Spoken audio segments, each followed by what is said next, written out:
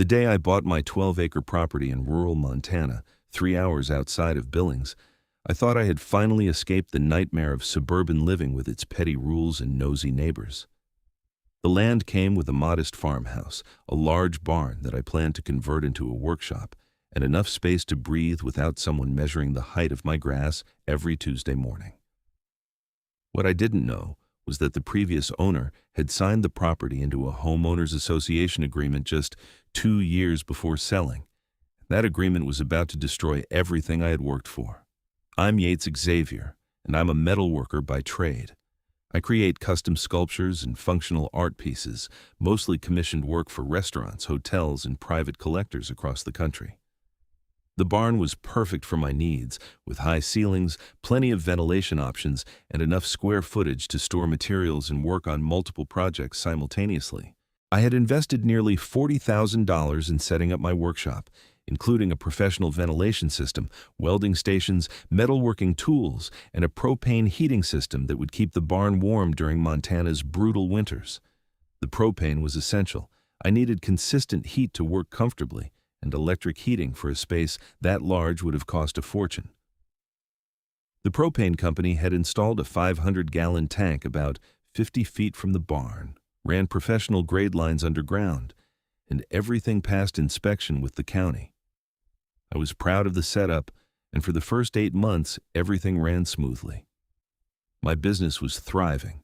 I'd landed a major contract with a hotel chain in Seattle, and life felt good. That all changed the morning Nancy Grayson showed up at my door. It was a crisp October morning, and I was finishing my coffee when I heard the aggressive knock. Not a friendly tap or a polite couple of raps, but the kind of pounding that suggested whoever was on the other side believed they had authority over me. I opened the door to find a woman in her late 40s, blonde hair pulled back so tight it looked painful, wearing a pantsuit that seemed completely out of place in rural Montana and holding a clipboard like it was a weapon. "You're Yates Xavier?" she asked, not waiting for confirmation. "I'm Nancy Grayson, president of the Whispering Pines Homeowners Association. We need to talk about your violations." I blinked, still holding my coffee mug. "Violations? What violations?" She thrust a piece of paper at me, and I took it reflexively. It was a list, typed in aggressive bold font, detailing supposed infractions of HOA rules I had never heard of.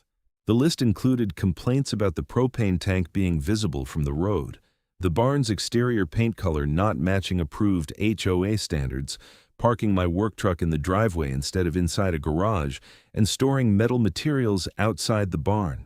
"I'm sorry, but there must be some mistake," I said, trying to keep my voice calm. "I bought this property specifically because it was rural and didn't have these kinds of restrictions.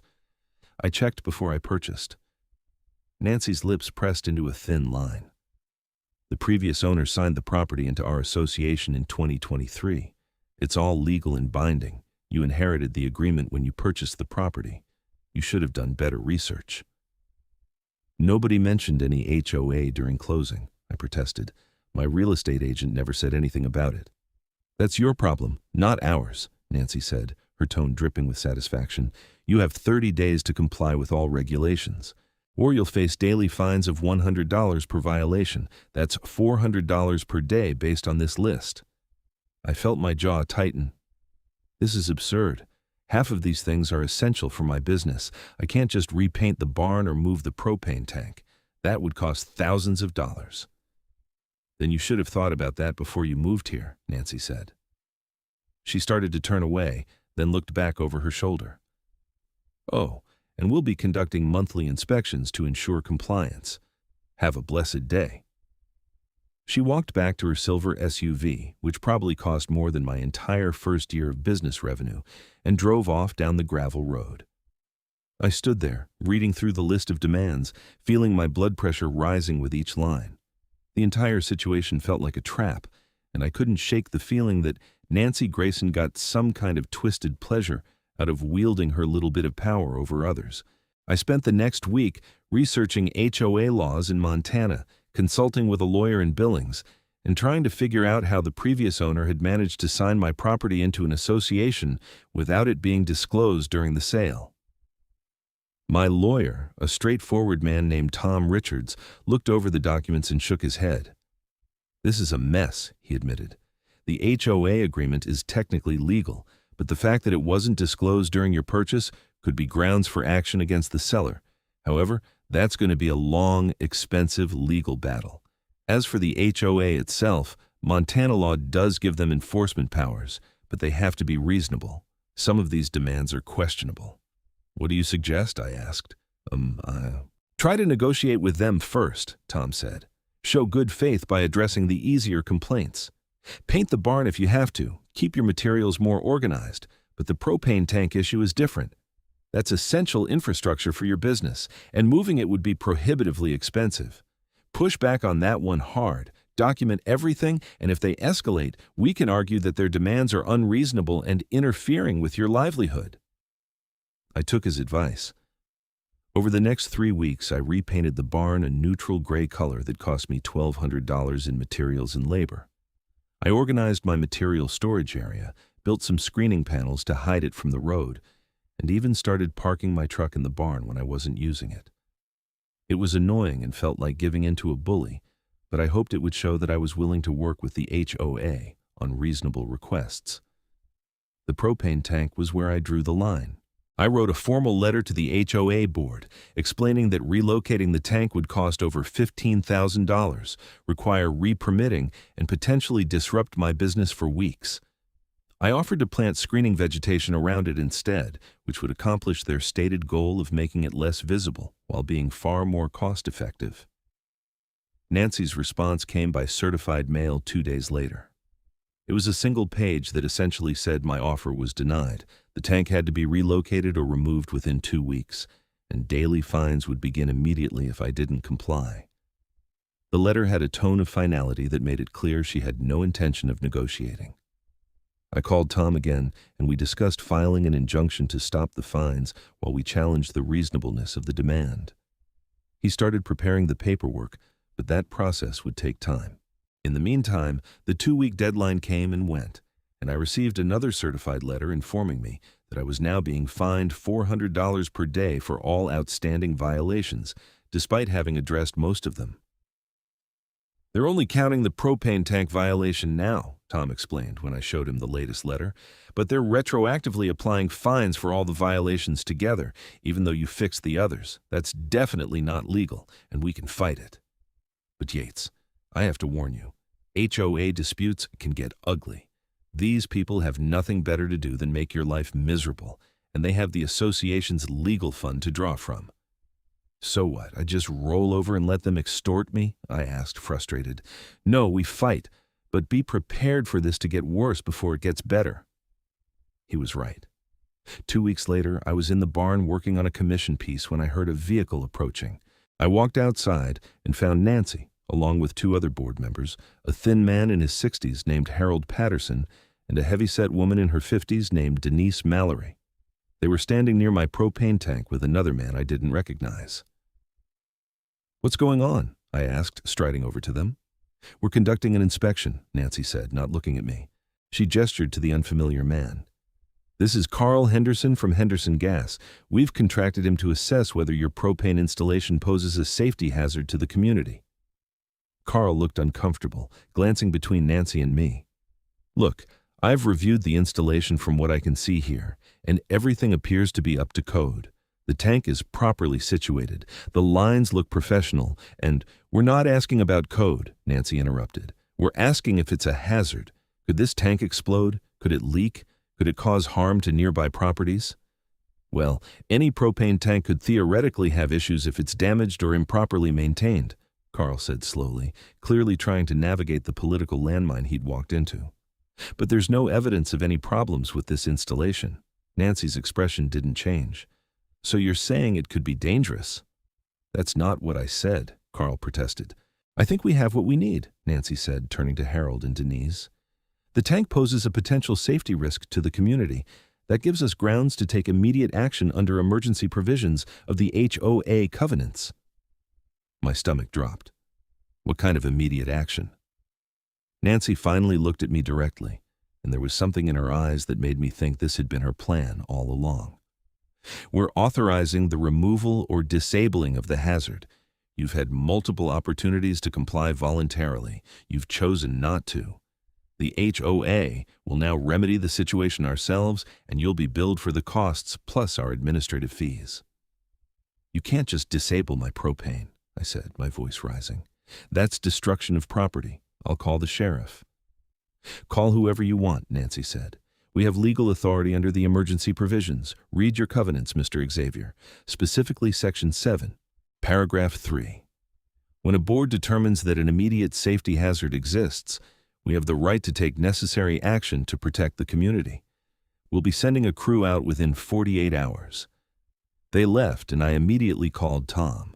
He requested an emergency hearing with a judge, but the earliest we could get was 4 days away. In the meantime, he advised me to document everything, maybe set up cameras, and be present when the HOA crew showed up. I installed 2 security cameras covering the propane tank in the barn, and I made sure I would be home for the next several days. I also called my propane company and explained the situation. They were horrified and offered to send someone out immediately to document that everything was safe and up to code, which they did. I'd written reports, photographs, everything proving that there was no safety hazard. 3 days later, on a Wednesday morning, I was working in the barn when I heard vehicles approaching. I walked outside to find a pickup truck with Henderson Gas on the side, but Carl wasn't driving. Instead, there were 2 younger guys I didn't recognize, and right behind them was Nancy's SUV. "Morning," I called out, walking toward them. "Can I help you?" The driver, a kid who couldn't have been more than 25, looked at a work order on his clipboard. "We're here to disable a propane system. This the right address?" "Who authorized this?" I asked, already knowing the answer. Nancy stepped out of her SUV. "The HOA board authorized it. These gentlemen are going to cap your propane line at the tank. Your service will be disconnected until you relocate the system to a compliant location." "You can't do this," I said, trying to keep my voice level. "I have a court hearing tomorrow. You need to wait for the judge's decision." "The emergency provision doesn't require us to wait," Nancy said. She nodded to the workers. "Go ahead, gentlemen." "Wait," I said, stepping toward them. "Don't touch that system. I'm telling you right now, you don't have permission to be on my property or to touch my equipment." One of the workers looked uncertain, but the other one shrugged. "Look, man, we're just doing the job we were hired for. Take it up with the lady." Nancy pulled out her phone. "If you interfere with this legally authorized work, I'll call the sheriff and have you arrested for obstruction. Your choice." I was trapped. If I physically stopped them, I'd be arrested. If I let them proceed, my heating system would be disabled, and I wouldn't be able to work in the barn once the temperature dropped. I pulled out my phone and started recording. "For the record," I said clearly, "I'm explicitly refusing permission for anyone to tamper with my propane system. This is being done against my will and without my consent." "Noted," Nancy said, looking bored. The workers approached the tank with their tools. I watched, feeling helpless, as they began working on the connection point. The whole process took maybe 20 minutes. They shut off the main valve, then did something to the line itself. I couldn't see exactly what from where I was standing, but when they finished, one of them turned to Nancy. "All done. Service is disconnected." "Excellent," Nancy said. She looked at me. "You'll receive a bill for this service plus administrative fees within 7 business days. Have a nice day, Mr. Xavier." They all left, and I stood there staring at my disabled propane system, fury and disbelief warring in my chest. I immediately called Tom and explained what had happened. He was angry but not surprised. "This strengthens our case," he said. "They just demonstrated that their actions are punitive rather than actually about safety. No legitimate safety concern would be addressed by simply capping the line. If it was really dangerous, they'd have removed the tank entirely. Make sure you have that video saved in multiple places. We'll show it to the judge tomorrow." The hearing the next day was frustrating. The judge, an older woman named Patricia Holloway, listened to both sides. Tom presented our evidence that the propane system was safe, permitted, and essential for my business. The HOA's lawyer, a slick guy from Billings named Martin Cross, argued that the covenants gave the board broad emergency powers and that they had acted within their authority. Judge Holloway looked tired of the whole situation. "Here's what I'm ordering," she said finally. "Mr. Xavier, You need to submit a formal variance request to the HOA board for the propane tank location. The board needs to consider it in good faith and provide a detailed written explanation if they deny it. In the meantime, the daily fines are suspended pending resolution of the variance request. The HOA will restore Mr. Xavier's propane service within 48 hours, and both parties will refrain from any further action until the variance process is complete. Am I clear? Both lawyers agreed, though Martin Cross looked like he wanted to argue. The judge wasn't interested in hearing more and dismissed us. It's not a complete win, Tom told me afterward, but it buys us time and gets your heat back. Submit that variance request immediately and make it thorough. Document everything about why relocating the tank is impractical. I spent the entire weekend preparing a detailed variance request. I included cost estimates from 3 different propane companies for relocating the tank, all ranging from $14,000 to $18,000. I included photos, diagrams, the original permits, and statements about how the work disruption would cost me at least another $10,000 in lost business. I made the strongest case I possibly could. I submitted it on Monday morning, and per the HOA rules, they had 30 days to respond. The propane company came out 2 days later to restore service, as ordered by the judge. But when their technician, an experienced guy named Roberto, started examining the connection, his expression turned serious. "Hey, can you come look at this?" he called to me. I walked over, and he pointed at the line. "See this? They didn't just cap this, they cut it. Not a clean disconnect, they actually cut through the line itself right here. This is dangerous as hell. If I just turned the valve back on without fixing this, you'd have a gas leak." My blood went cold. "Are you serious?" "Dead serious," Roberto said. "This is going to take me a few hours to fix. I'll need to replace this whole section of line. Whoever did this had no idea what they were doing, or they didn't care. Either way, this could have caused a major leak or worse." "Can you document this?" I asked. "Take pictures, write a report, whatever you can do?" "Absolutely," Roberto said, already pulling out his phone. "This is completely improper. Hell, it's probably criminal. You should report this." I called Tom immediately and sent him the photos Roberto was taking. Tom was silent for a long moment after I explained the situation. "Yates, this changes everything," he finally said. "This isn't just an HOA dispute anymore. They deliberately damaged essential infrastructure in a way that created an actual safety hazard. That's criminal mischief at minimum, possibly reckless endangerment. You need to file a police report right now." I called the sheriff's office in the county seat, and a deputy named Mike Stevens came out that afternoon. He was in his 40s, had the weathered look of someone who'd spent his whole life in Montana, and he took the situation seriously. He examined the cut line, took his own photos, and interviewed both me and Roberto. "This is definitely improper," Deputy Stevens said. "Question is whether it rises to the level of criminal. The problem is, they'll argue they hired professionals to do the work and didn't know it would be done this way. That gives them plausible deniability. But they should have hired someone who knew what they were doing," I protested. "Agreed, and that's negligence, but it's civil negligence, not necessarily criminal. I'll file a report and send it to the county attorney's office, but I'm being honest with you, they might not pursue charges. Your better bet is using this in your civil case against the HOA." I felt deflated but understood. Roberto finished the repairs by early evening, and my heat was restored.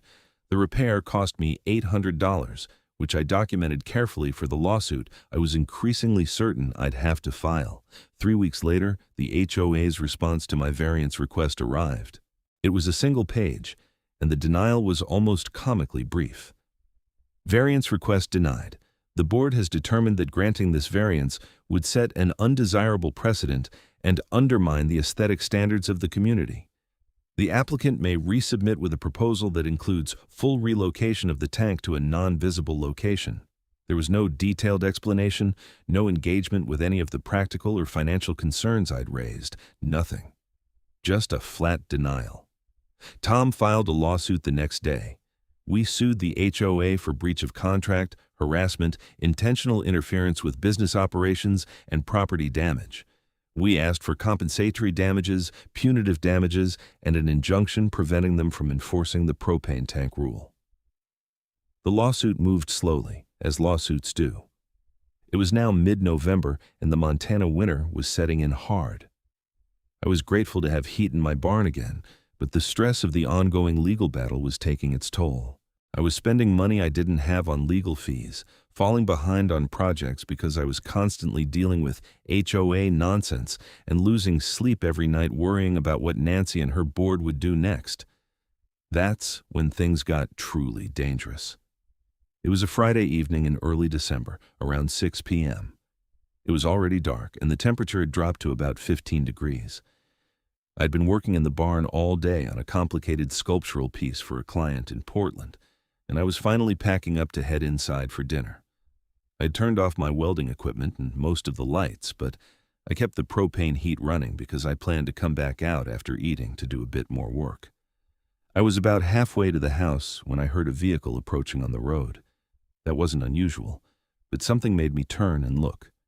In the darkness, I could see headlights, and they were moving slowly, like someone was looking for an address. The vehicle stopped near my driveway, and I could see it was a pickup truck I didn't recognize. I watched, curious, as someone got out. It was too dark to see clearly, but they moved along the edge of my property line, near where the propane tank was located. Something about their movement, furtive and quick, set off alarm bells in my head. I started walking back toward the barn, picking up my pace. The person, now revealed in the dim light from the barn to be a man in dark clothing, was crouched next to the propane tank. He had something in his hands, and he was working on the line. "Hey!" I shouted, breaking into a run. "What the hell are you doing?" The man's head snapped up. He dropped whatever he was holding and bolted toward his truck. I was running full speed now, but he had too much of a head start. He jumped into the truck, and it roared to life, speeding away down the road before I could get close enough to see a license plate. I ran to the propane tank, my heart pounding. In the light from my phone, I could see that he'd been working on the connection point again. The valve had been loosened, and I could hear the faint hiss of escaping gas. My hands shaking, I tightened the valve, stopping the leak. The implications hit me like a truck. Someone had just tried to create a gas leak. If I hadn't come out when I did, if I hadn't seen them, gas would have been leaking all night. With the barn heated and my welding equipment inside, even one spark could have caused an explosion. I called the sheriff's office immediately. Deputy Stevens came out again, this time with another deputy. They examined the valve, took photos, and looked grim. "Did you get a look at the person?" Stevens asked. "No, it was too dark. I saw it was a man, average height maybe, wearing dark clothes. The truck looked like a newer model, dark-colored, but I couldn't see the plates." "But you're certain someone deliberately tampered with this valve?" "Absolutely. He was right there, working on it with his hands. And the valve was definitely loosened. Gas was leaking." Stevens nodded slowly. "This is attempted arson, maybe attempted murder depending on how the county attorney looks at it. You said you have security cameras?" My heart sank. "Yes, but they're pointed at the barn and the tank. I don't know if they caught the road or the truck." We went to check the footage. The cameras had caught the man approaching the tank, and you could clearly see him working on the valve, but the angle and darkness made identifying him impossible. You couldn't see his face, and the truck was just barely visible at the edge of the frame, not enough to read plates or make out distinctive features. It's something," Stevens said, "but it's not enough to identify who did this. Do you have any idea who might want to hurt you?" I thought about Nancy, about how aggressive she'd been, about the way she'd looked at me with that cold satisfaction when they disabled my propane the first time. But I had no proof she was involved. "I'm in a dispute with the HOA," I said carefully. "It's been getting nasty. They've been trying to force me to relocate this propane tank, and they cut the line once before, supposedly on accident." Stevens and the other deputy exchanged glances. "The Homeowners Association? The one run by Nancy Grayson?" "You know her?" Stevens's expression was carefully neutral. "We've had calls about HOA disputes before. She's very aggressive about enforcement, but this, if she's involved, this is way over the line. This is criminal." "I don't have any proof she sent someone," I admitted, "but the timing is suspicious." "We'll investigate," Stevens said. "In the meantime, I'd suggest you install more cameras, maybe motion-activated lights around the tank. And be careful. Someone willing to do this is dangerous." After the deputies left, I couldn't bring myself to go back into the barn. I stood outside in the freezing cold, staring at the propane tank, thinking about what could have happened. If that gas had been leaking for hours and I had gone back into the barn, turned on a light, used any equipment, the spark could have ignited it. The explosion would have destroyed the barn, all my equipment, my inventory, and quite possibly killed me. I called Tom the next morning and told him what had happened. He was horrified. "We need to add this to the lawsuit immediately," he said. "Even if we can't prove the HOA was directly responsible, the pattern of behavior around your propane system is relevant. And Yates, you should consider getting a restraining order against Nancy Grayson." "On what grounds?" I asked. "Harassment, intimidation, creating an unsafe situation. It might not get granted, but it would create a paper trail." I spent the weekend installing additional security cameras, including ones pointed at the road in my driveway. I added motion-activated floodlights around the propane tank. I was essentially turning my peaceful rural property into a fortress, and I hated it. The restraining order hearing was scheduled for the following week. I presented all the evidence, the aggressive letters, the improper disconnection of my propane, the recent tampering incident. Nancy showed up with Martin Cross, and they argued that the HOA had been operating within its legal authority, and that I had no evidence she was personally responsible for the tampering. The judge denied the restraining order, saying there wasn't sufficient evidence of direct threats or harassment from Nancy personally as opposed to the HOA acting corporately. It was a legal distinction that felt meaningless to me, but I couldn't argue with it. December turned into January. The lawsuit was progressing through discovery, which meant both sides were exchanging documents and information. Tom told me we had a good case, but trials took time, and we probably wouldn't see a courtroom until spring at the earliest. I tried to focus on my work, but the situation had taken a toll on my business. I had missed deadlines, lost clients, and spent so much time and money on legal issues that my savings were nearly depleted. I was surviving on the deposits from existing commissions, but I wasn't bringing in new work because I couldn't guarantee completion dates anymore. The stress was crushing. I wasn't sleeping well. I was constantly checking the security cameras, and I jumped at every unexpected sound. My family back in Colorado was worried about me, and my friends kept suggesting I should just sell the property and move, but that felt like letting Nancy win. This was my home, my business, my livelihood. I shouldn't have to give it up because some power-hungry HOA president couldn't stand that I wasn't following her arbitrary rules. On a Wednesday night in late January, I was inside the house having dinner and watching the security camera feeds on my laptop. It had become a compulsive habit, checking the cameras every few minutes. Around 8 p.m., I saw headlights on the road again, and my heart rate immediately spiked. A vehicle slowed near my property, and I watched on the screen as a pickup truck, this one, light-colored, pulled partially into my driveway. A figure got out, and even on the grainy night vision footage, I could tell it was the same furtive movement as before. The person was headed toward the propane tank again. I grabbed my phone and dialed 911 while running for the door. "Someone's on my property tampering with my propane system," I told the dispatcher, giving my address.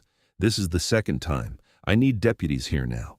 I grabbed a flashlight and ran outside, shouting, "I called the cops. They're on their way. Get off my property."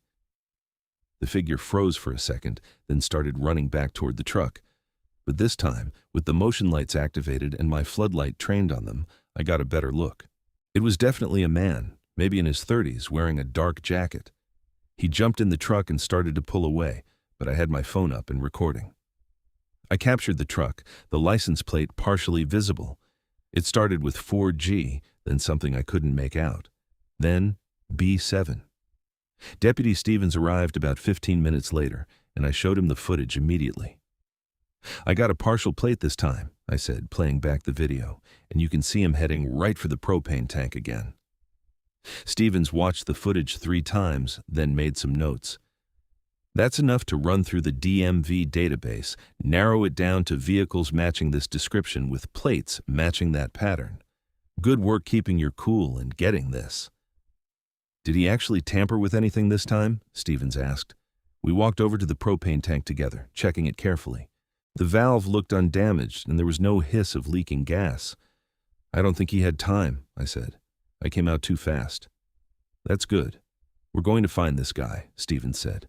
A partial plate and video evidence, that's more than we usually have in cases like this. I'll run this tonight and get back to you. He called me the next morning. We've got him. The plate comes back to a 2021 Ford F-150, registered to a guy named Derek Morrison, address in Billings. I looked him up, and here's where it gets interesting. He's Nancy Grayson's nephew. I felt vindication and fury in equal measure. So she is behind this. It looks that way, but proving it legally is different from knowing it personally.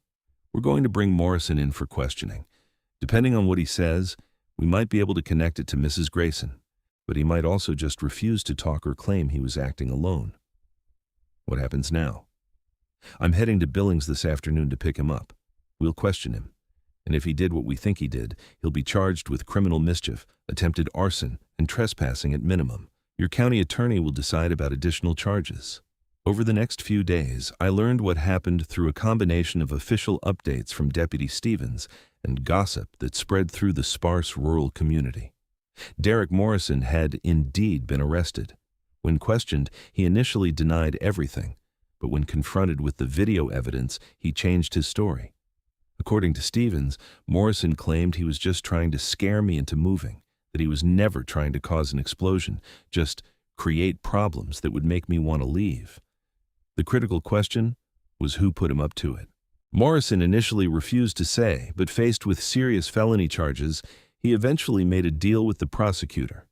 He admitted that Nancy Grayson had paid him $500 to mess with the propane system and make it look like equipment failures. He claimed she never explicitly told him to cause an explosion, just to create malfunctions that would be expensive and frustrating for me.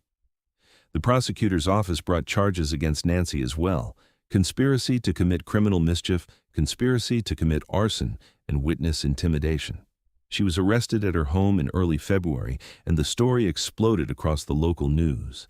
HOA president arrested in sabotage plot was the headline in the Billings Gazette. Nancy hired an expensive defense attorney from Helena and posted bail immediately.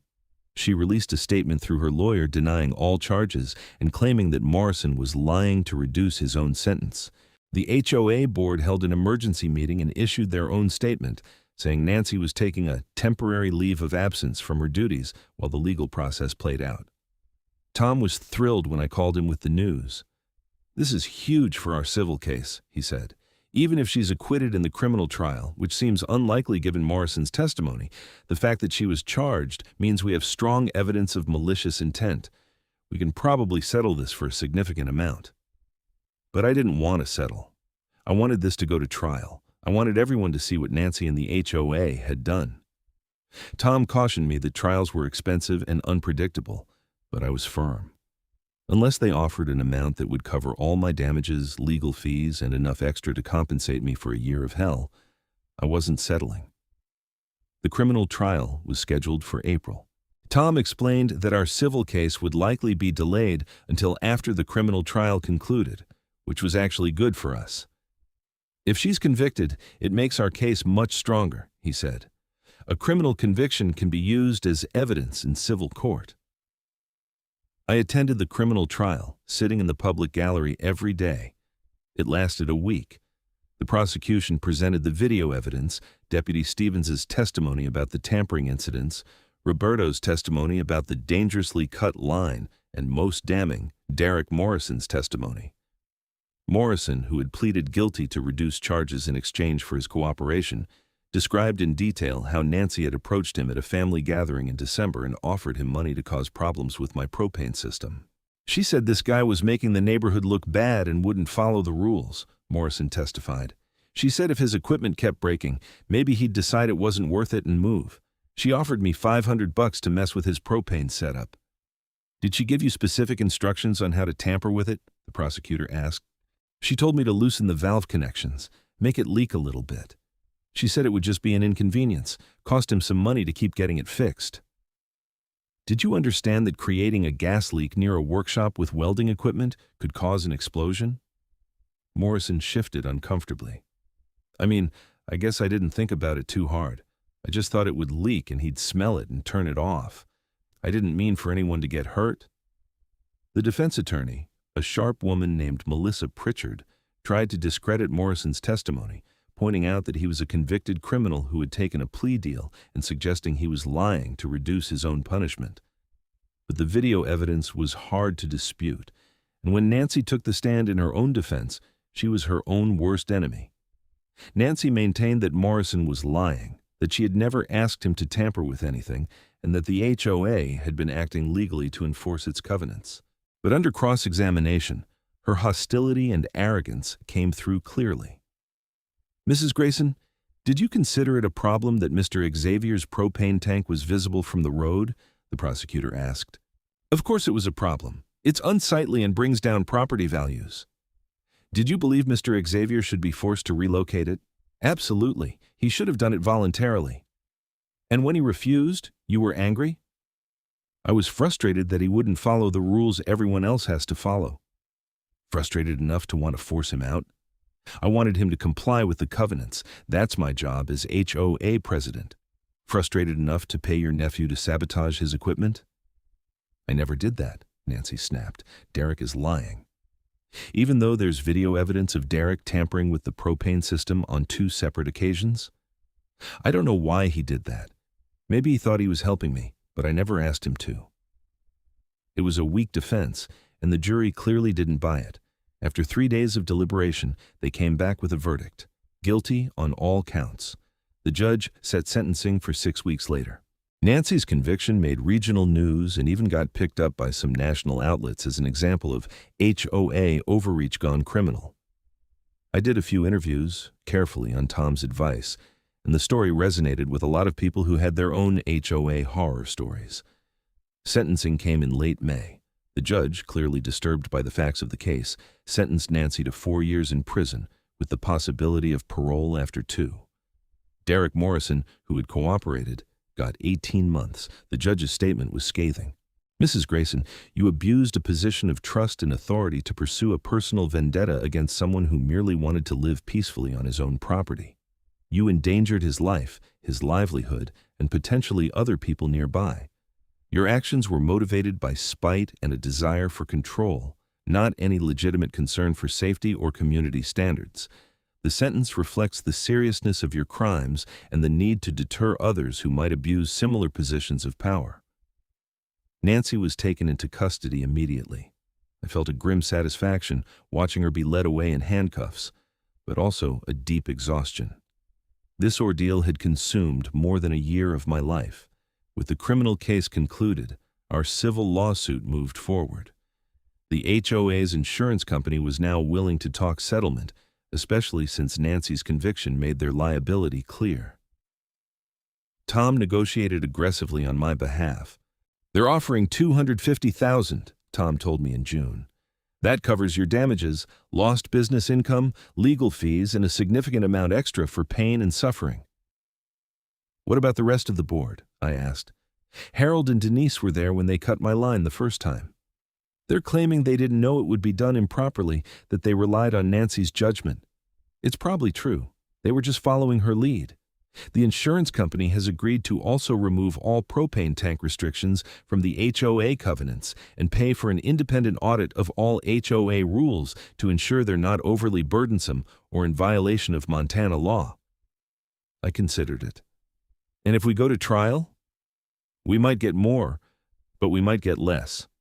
Juries are unpredictable, and it'll cost us another 6 months and maybe $50,000 more in legal fees. Personally, I think this is a good offer. It makes you whole and then some." I thought about it for a week, going over the numbers, thinking about what I wanted. Eventually, I agreed to settle. The money would restore my depleted savings, pay off Tom's fees, and give me enough cushion to rebuild my business without constant financial stress. More importantly, the covenant changes meant no one else in the community could be harassed over reasonable business equipment on their property. The settlement was finalized in July, almost exactly 2 years after I had moved to Montana. I received a check for $250,000 minus Tom's contingency fee, which left me with about $160,000 after all the legal expenses were covered. It wasn't life-changing money, but it was justice. The HOA elected a new board. Harold and Denise both resigned, and a group of more reasonable homeowners took over. One of them, a retired rancher named Bill Hayes, reached out to me personally to apologize for what had happened and to assure me that the new board wanted to work with homeowners, not against them. What Nancy did was disgraceful, Bill told me over coffee at a diner in town. Most of us had no idea how aggressive she was being with you. We heard there was a dispute, but she controlled all the information the board saw. When the truth came out, a lot of folks were horrified. That's not what an HOA should be. I appreciate that, I said. I never wanted to be at war with my neighbors. I just wanted to work and live in peace. You'll have that now, Bill promised. We're revising all the covenants to be more reasonable, and we're requiring board approval from at least 3 members before any enforcement action, so no one person can go rogue like Nancy did. Life slowly returned to normal. My business recovered as I was able to focus on work instead of legal battles. I took on new commissions, delivered projects on time, and started building back my professional reputation. The barn workshop functioned perfectly, heated by the propane system that had caused so much trouble. In August, I attended Nancy's parole hearing, even though she wouldn't be eligible for release. I wanted her to see me there, to know that I hadn't forgotten and that her actions had real consequences. She looked diminished in her prison uniform, without the power suit armor and aggressive posture. Her lawyer made a case for early review of her sentence, but the parole board denied it. She would serve at least 2 full years. As I left the hearing, I felt a sense of closure. Nancy had spent a year making my life miserable, and now she would spend at least twice that in prison. Derek Morrison was already incarcerated, serving his shorter sentence. The HOA had paid significantly for its role in the harassment, and the community had learned a hard lesson about the dangers of giving petty tyrants unchecked authority. I drove back to my property, down the gravel road, past the now unremarkable propane tank that had been the center of so much conflict. The barn stood solid and unchanged, my workshop inside ready for work. The Montana sky was huge and clear above me, and for the first time in 2 years, I felt like I could breathe freely. The settlement money sat in my bank account, a testament to justice finally served. I had plans for some of it, upgrades to my equipment, a proper heating system for the house, maybe even hiring an assistant to help with larger projects. But mostly, I planned to use it to do what I had moved here to do in the first place: create art, build my business, and live peacefully on my own land. The legal ordeal had taught me several things. First, that homeowners associations, even in rural areas, can wield enormous power, and that power needs to be checked by reasonable people and clear rules. Second, that standing up to bullies is expensive, exhausting, and sometimes dangerous, but ultimately necessary. Third, that the legal system, for all its flaws and delays, can eventually deliver justice if you're persistent and have good documentation.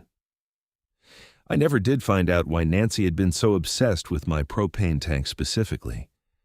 Maybe it really was just about enforcing rules for the sake of rules, about exerting control because she could. Maybe she genuinely believed that a visible propane tank brought down property values, though that seemed absurd in rural Montana where many properties had far more utilitarian appearances than mine. Maybe she just didn't like me, didn't like that I had challenged her authority and escalated because her ego couldn't accept defeat. Whatever her motivations, she had destroyed her own life in pursuit of a petty vendetta. She lost her freedom, her reputation, and apparently her marriage because her husband filed for divorce shortly after her conviction. The HOA she had dominated was now being run by people who saw it as a tool for reasonable community coordination, not an instrument of control and punishment. The covenants she had tried to enforce so rigidly had been rewritten to be fair and practical. In September, I hired a young welder named Travis who had just graduated from a technical school in Billings. He was eager to learn the artistic side of metalwork, and having an assistant meant I could take on bigger projects. Business was good enough that I could afford to pay him a decent wage, and his help allowed me to catch up on the backlog of work that had accumulated during the legal battles. The Montana winter came again, my third on the property, and this time I faced it without dread. The propane system worked perfectly, keeping the barn warm even on the coldest days. I completed a major commission for a resort in Wyoming, delivered on time, and got referrals to 2 more high-end clients. My reputation was recovering from the disruption, and I was building back the business momentum I had lost. I kept the security cameras active, not because I expected more trouble, but because they had proven their worth. The footage from those cameras had been crucial evidence in the criminal trial and had helped secure the civil settlement. They were an insurance policy I hoped never to need again, but I wasn't naive enough to go without them. In November, I received a letter from the Montana Department of Commerce. Apparently, Nancy's case had prompted a review of HOA regulations statewide, and new legislation was being considered to provide more oversight of HOA boards and clearer protections for homeowners. They wanted to interview me about my experiences to inform the policy discussion. I agreed, and I spent an afternoon in Helena talking to legislative staffers about what had happened and what safeguards might have prevented it. The legislative session in early 2027 resulted in new HOA regulations that included requirements for boards to provide detailed justifications for enforcement actions, mandatory mediation before fines could be imposed, and criminal penalties for board members who abused their authority.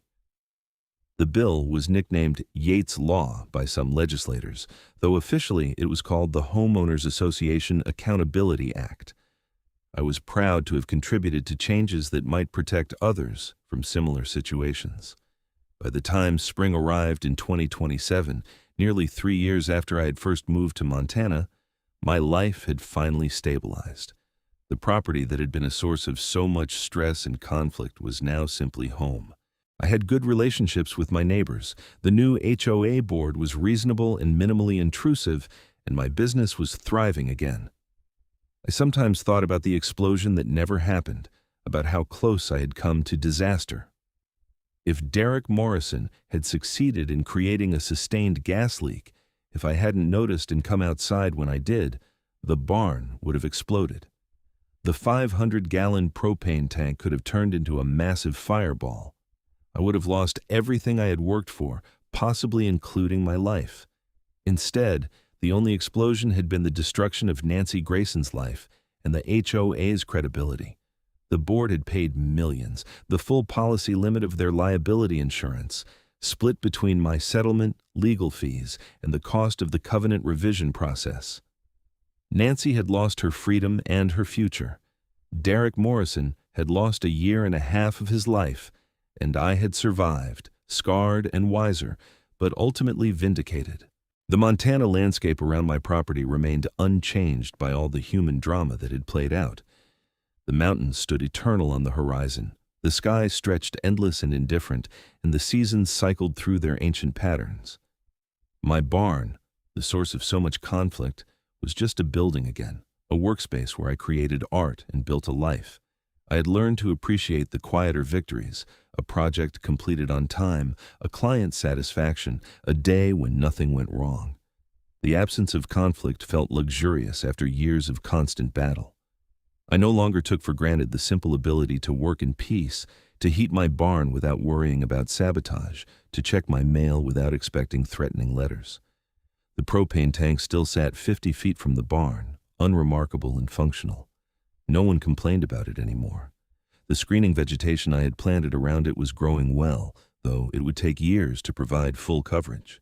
Not that it mattered now. The new HOA covenants explicitly allowed utility infrastructure in reasonable locations, recognizing that working properties required working equipment. Travis proved to be an excellent assistant, and by late spring, I was training him in some of the more advanced techniques I used for sculptural work. Having help meant I could bid on larger projects, and we landed a contract to create a series of decorative metalwork pieces for a new community center in Bozeman. It was the kind of high-profile work that would lead to more commissions, and I felt my career moving forward again after years of stagnation. In June 2027, I attended Derek Morrison's parole hearing. He had served his full 18-month sentence and was being released.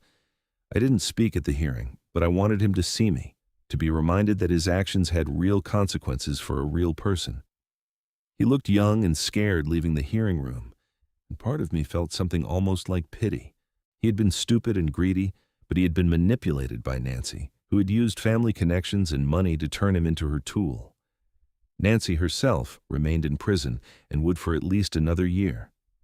I had no plans to attend her parole hearing when the time came.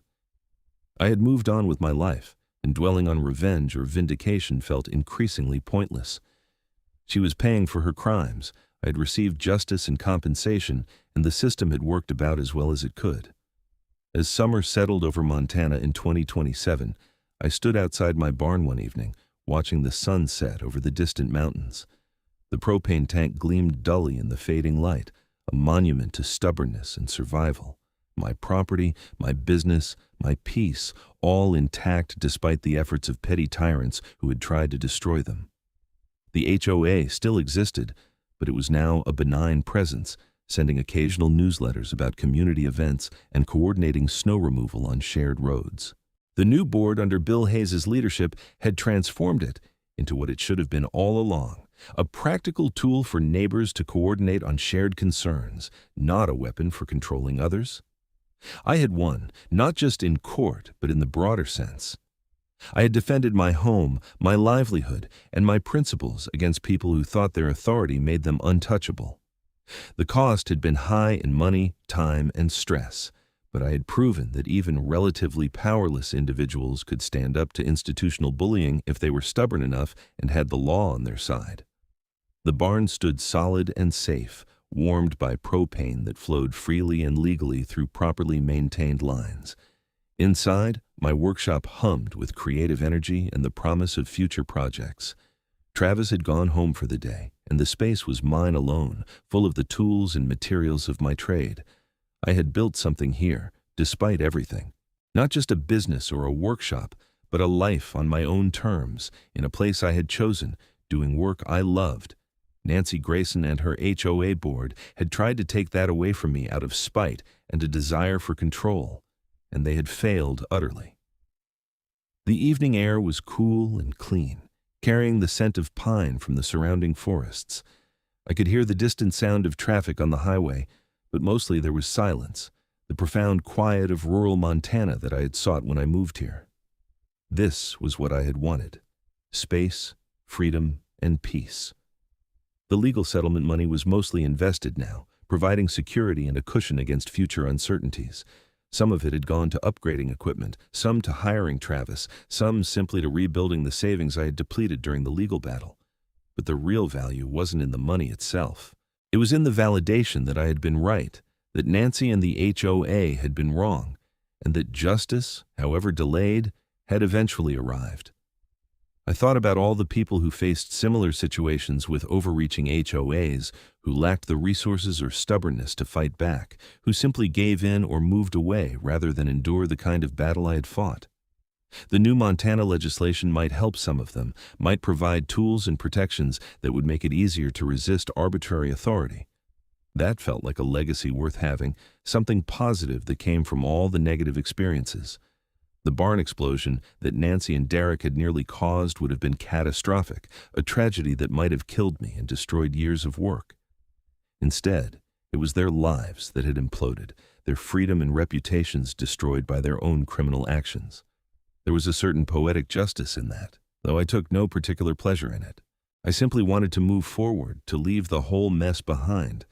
As darkness settled fully over the property, I locked up the barn and walked back to the house. Tomorrow would bring new projects, new challenges, the ongoing work of building a life and a business. But tonight, I could rest, secure in the knowledge that the battles were over, the threats neutralized, the peace restored. The propane tank sat silent in the darkness, doing its job without fanfare or controversy, exactly as it should have been allowed to do from the beginning. Montana stars wheeled overhead in their ancient patterns, indifferent to human conflicts and resolutions. And I was home, finally and completely, in the place I had fought so hard to keep. The story had ended not with an explosion, but with justice, and that was enough.